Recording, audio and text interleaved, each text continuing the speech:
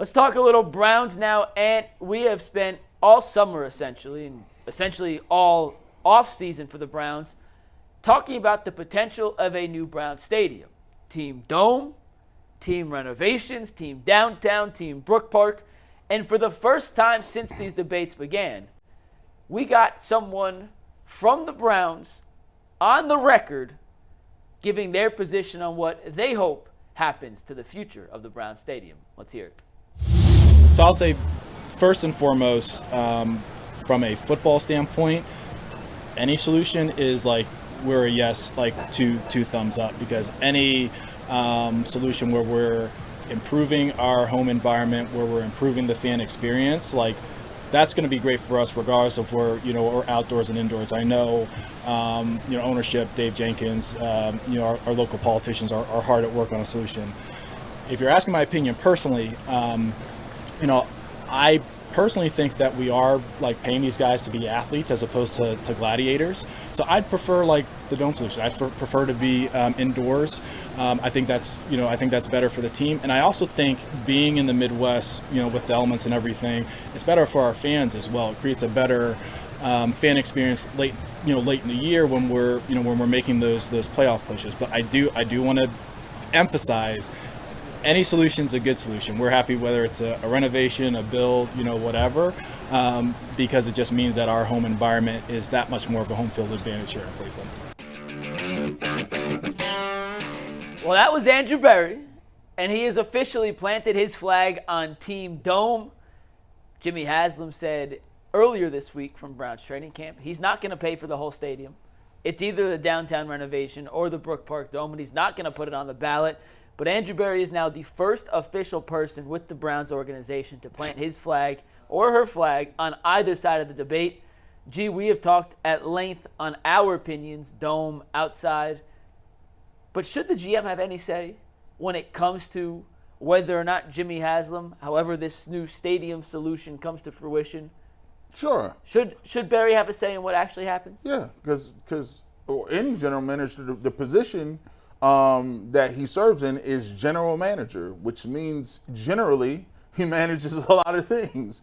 So when you talk to people and players want to come and think about free agency, or players want to think about re-signing with the Browns, obviously they care about whether or not they're outside or not, Tyvis. Yeah. The indoor facilities, what does the weight room look like? Hey, do I get any cafeteria sandwiches? What is the cooks? What does my family get? Like, all of these things have a big part in retaining and attracting new talent.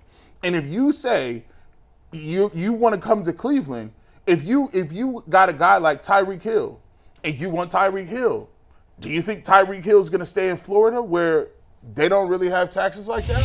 And it's hot outside all the time, and you're going to attract him to a place where we do have taxes, and a lot of them, and you got to play outside in Lake Erie? You're not going – certain people's going to be off the board automatically. So he's correct. Like, hey, the fan experience is better. Like, I think about going to tailgate inside a lot more. I think about going down to the stadium a lot in November or December, or doing broadcasts or doing different things. It's a difference between inside and outside. And sometimes I think like this, man.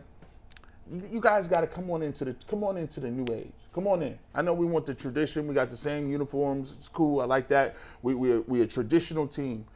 But come on inside. And at the end of the day, if it costs me some more money, I'm going to be honest with you. What am I, 42, 43? It ain't your money. It's not my money. It might be, which is where I fall on this. It might be your money, but here's the thing. Do I remember how much money I paid in taxes, or the Browns winning Super Bowls? Super Bowls. Both. I don't remember that. Both.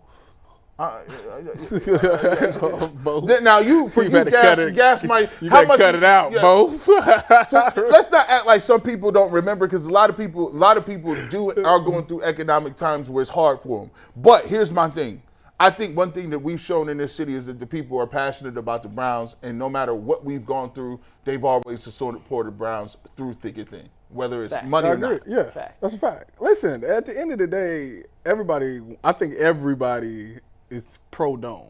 because you, again, everything he said, you want to increase the fan experience. There's nothing better than in December 12th, and it's negative 15 degrees outside, and you could be like, I'm going up here. We inside. So and yeah, you can still tailgate outside. Yeah, we inside. And as a player, like I said, anytime I went to a dome, it's like, thank you. I do not Indianapolis, I don't have to sit there and think about, man, I gotta hurry up and get on this bench and sit on this heated bench, or I gotta go stand next to this blowtorch that's gonna be like 30 players huddled behind it. Like, I don't have to worry about it. I can literally focus on the game, which the elements play a part of that. So I get people like, oh, that's our advantage. No. You want people to come in there and you want to see the product great. You don't want to see having to run the ball 50 times because it's a blizzard outside. Like, you don't want to see that. Stop it. You want to see the deep ball being thrown and all these great plays happening. So, and as a free agent, you think about this. You talk about trying to go get a free agent and you telling them, hey, come on to the Browns. Well, people would come in, they see the Browns weight room before they just renovated it. It's like, dude. Y'all living back in the Stone Ages. This is a garage. What is this? Then they like, let's go look at the indoor. Dude, it's only, what is it, 80 yards? Like, what is this? So, yeah, all that stuff matters. And then you going to tell me, so I ain't going to have a great weight room, I ain't going to have a full indoor, and I got to play outside when it's cold? I'm cool. Yeah, no, I'm good on all that. So now you telling me you renovated the weight room. I don't know what you're going to do with that 80 yards. Y'all need to really just extend that thing. Are they redoing it? I don't know. Maybe. I don't know. I heard they were. They redoing the indoor? Do not quote me on this. I think they better give them 20 yards. I think they are. And you going to give me a dome? Yeah, I can do it. And the city is rocking. I can go downtown in the flats or something like that, West 6, and I have a good time and whatnot. Like, yeah, I would love to come to Cleveland. You see these athletes continue to re-sign here. Once you get here, you see the love and the passion that you get. It's a good place. So, yeah, anybody that don't want the dome is lying to themselves, and I would be pro-dome, too, if I was the general manager. Yes, he should have some say-so in it because he's the one that has to sell it to some of these free agents. The question I asked is should Andrew Berry have a say, right?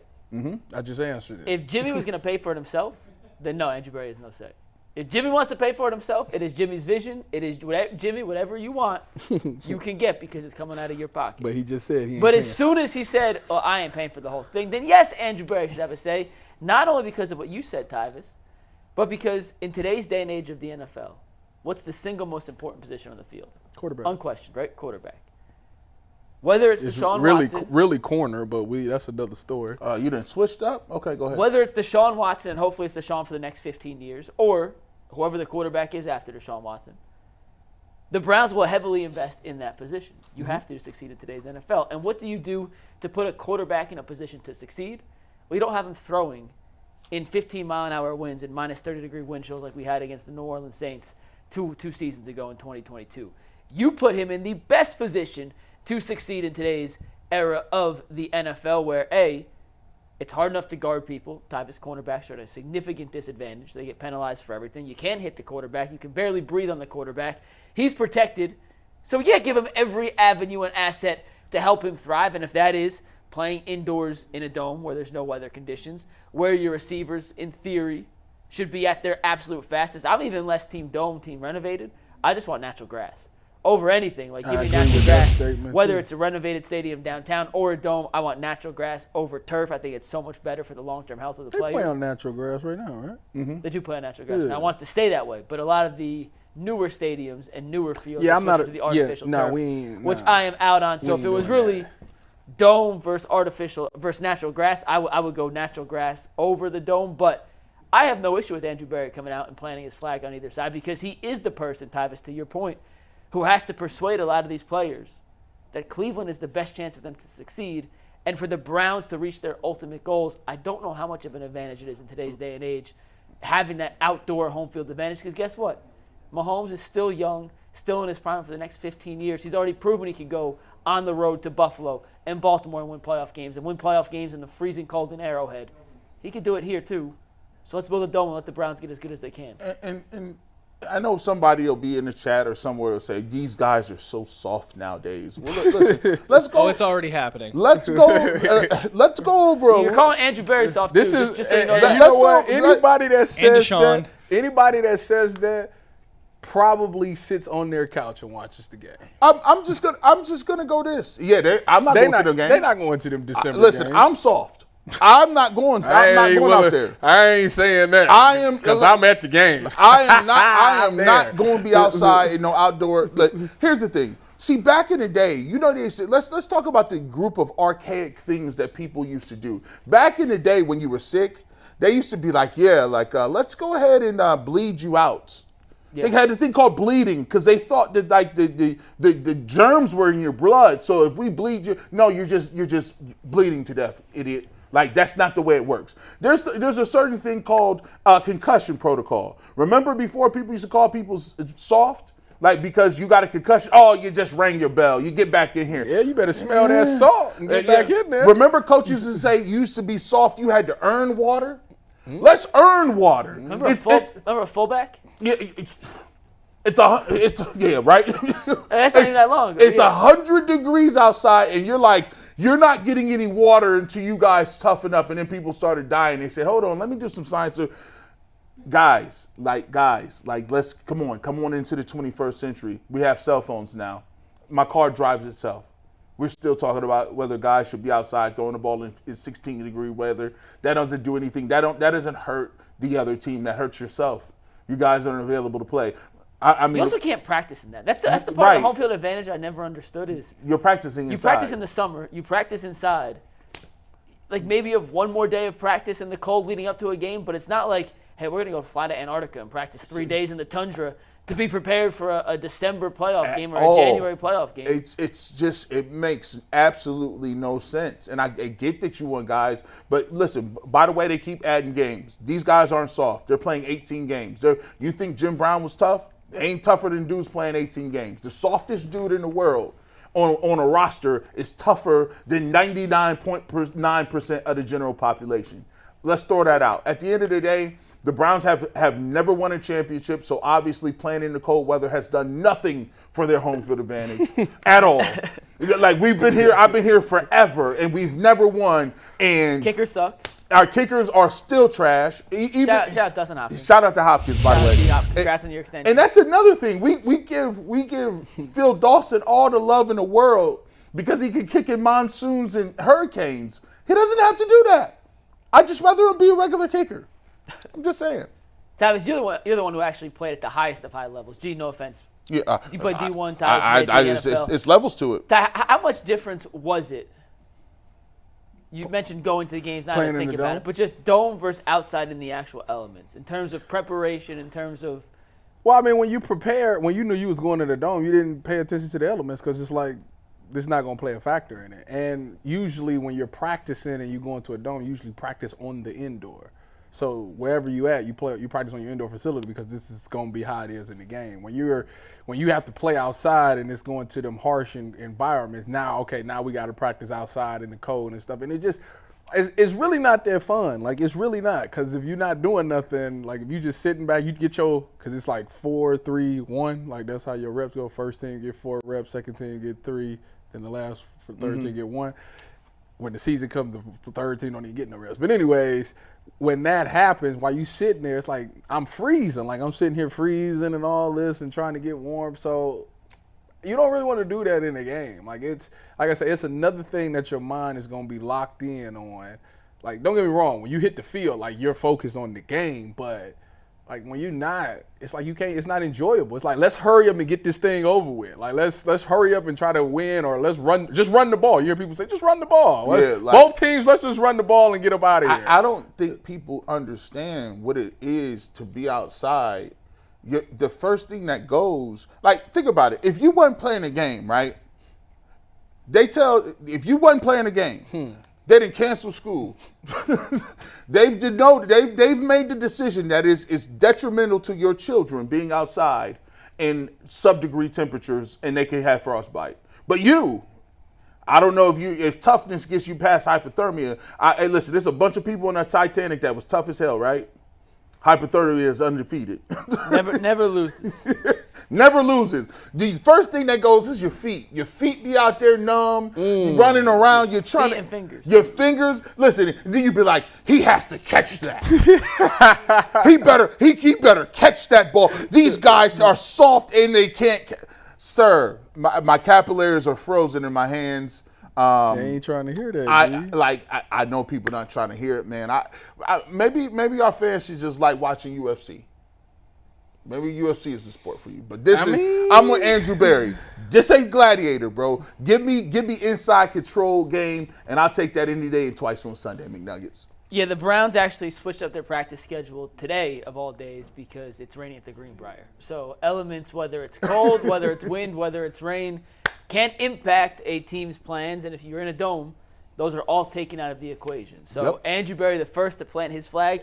I'm interested to see if the media who's still at the Greenbrier will ask Kevin Stefanski or Mike Vrabel or some of the other players now that Andrew Berry's actually gone on the record with his opinion, if they'd ask them and whether or not Stefanski and whoever else would actually give a clear-cut answer to whether or not he's team dome or team turf or team renovations. Ty, would you think Stefanski would answer that if he was asked? Yeah, he seems like the type of guy because right now he'll be like he'll say something along the lines of what Andrew Berry says. You know, if you're asking me my opinion, I'll definitely say I like a dome, but. I mean, he from Minnesota. I mean, he played in Minnesota. Heck yeah, he wanted to. Listen, don't let them coaches fool you. They be cold on them sidelines. And they worse because they got to just stand there. So don't act like they don't walk past that blowtorch and all that stuff, too. They be feeling it, too. Yeah, they don't. Nobody want to stand out in the cold. Nobody does. Stop it. We need to cut this out. Now, if they renovate the thing and it stay downtown, fine. That's fine. We'll just deal with it. But at the end of the day, if you're giving me an opportunity to be more comfortable where I can focus on actually playing football, I'm going to take that opportunity, yes. I actually forgot real quick. Berry was the first front office member to go on the record and say it. On his podcast, Deshaun Watson over the summer also planted his flag in Team Dome. So on Team Dome, you have Berry and Deshaun. On Team Renovation, there's currently no member of the Browns team or front office that I'm aware of that has said. The closest person that said renovation is Denzel. He said he just wanted to be in Cleveland. He just wanted to stay in Cleveland. And I was telling Jay like this the other day. You know, the thing for me is it's going to happen. Sometimes I have a very difficult time from being acting surprised. This is going to happen. They're going to get a dome. It's going to be in Brook Park. I don't know why all this other grandstand is going on. Everybody that has anything to do with the organization has moved that way. We just have to be why do I have to, as a media, I have to just, if there's anything that could happen. No, a rich guy has $1 billion. He wants something. And he wants something. When the last time a billionaire didn't get what he want? Do y'all watch the news? It happens all the time, bro. And you or me or nobody else is going to get in the way. Well, ain't it the one guy came out and said we're going to make him have to sell the team. What was the politician? That was the local politician, but that's not enough power to even make a 1% dent in the Jimmy Haslam fund. What you mean? Yeah, that's not going to happen.